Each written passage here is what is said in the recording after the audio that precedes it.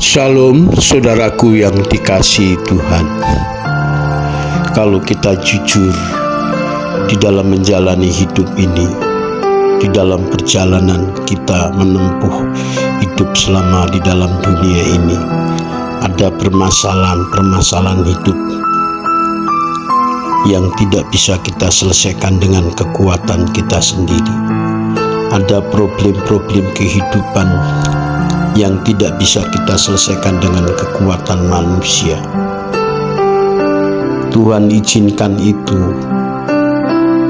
agar kita menyadari bahwa kita manusia penuh dengan kelemahan, bahwa manusia membutuhkan Tuhan, yaitu pribadi yang tidak pernah kelihatan. Saudaraku yang dikasihi Tuhan, saya pribadi menjadi hamba Tuhan, melayani, menyadari bahwa ada permasalahan hidup yang tidak bisa saya selesaikan dengan kekuatan sendiri. Meskipun saya sudah bawa dalam doa, bahkan doa puasa, sepertinya tidak ada jalan keluar, saudara. Tetapi kalau saudara dan saya tekun terus mencari Tuhan, saudara terus ada ketekatan memohon belas kasih karunia Tuhan, kita berdoa sampai Tuhan menjawab doa kita. Segala sesuatu yang terjadi dalam hidup kita, kejadian-kejadian hidup yang terjadi dalam hidup kita diizinkan Tuhan agar saudara menyadari betapa rentannya kita sebagai manusia, bahwa manusia itu diumpamakan seperti uap yang kelihatan yang kemudian lenyap, bahwa manusia itu dari abu dan dari debu yang kelak kembali menjadi tanah. Saudara, selagi saudara hidup di dalam dunia yang fana ini, yang penuh ketragisan, bahwa manusia hidup di dalam dunia ini rentan dengan segala macam penyakit, penderitaan, rentan dengan kecelakaan, rentan dengan kematian, saudara. Karena manusia itu semenjak jatuh di dalam dosa, manusia hidupnya penuh dengan penderitaan, saudara. Saudaraku yang dikasihi Tuhan, melalui kebenaran firman Tuhan ini saya mengajak agar saudara menyadari bahwa hanya Tuhan yang bisa menyelamatkan hidup kita, bahwa hanya Tuhan yang bisa menyelamatkan jiwa kita. Pertolongan dari manusia, pertolongan dari saudara-saudara kita, sahabat-sahabat kita, kawan-kawan kita, itu hanya bersifat sementara, sangat terbatas sekali, saudara. Tetapi Tuhan bisa menolong kita dengan caranya. Maka firman Tuhan mengingatkan kita, biarlah jangan sekali-kali kita mengandalkan kekuatan sendiri.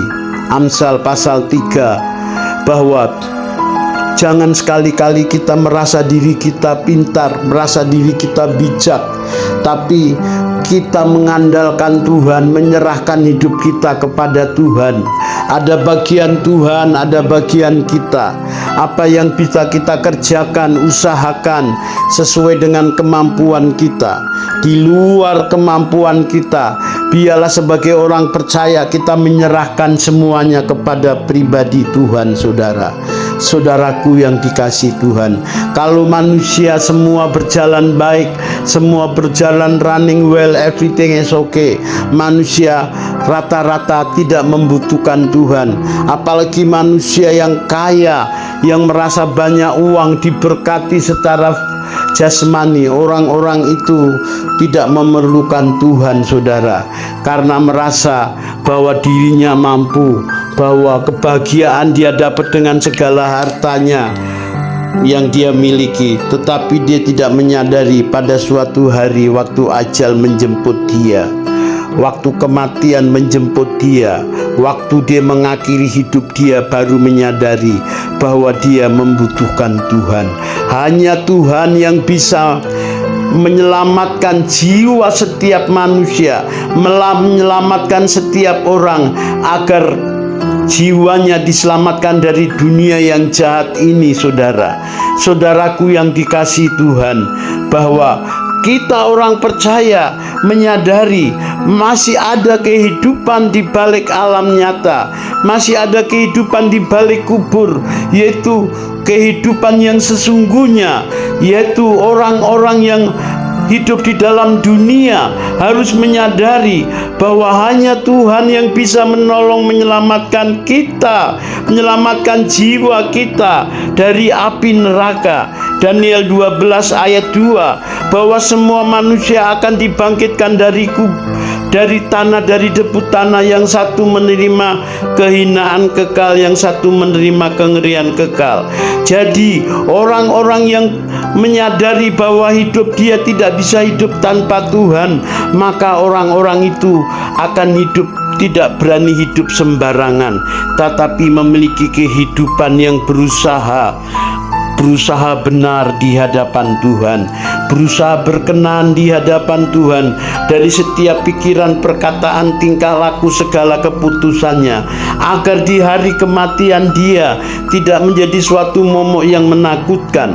Orang-orang yang takut akan Tuhan tidak akan mau kompromi dengan dosa, tetapi hidupnya menjadi berkat bagi sesamanya, karena hidup ini adalah persiapan untuk memasuki kehidupan yang akan datang. Biarlah kebenaran firman Tuhan ini memberkati saudara. Salam, terima kasih.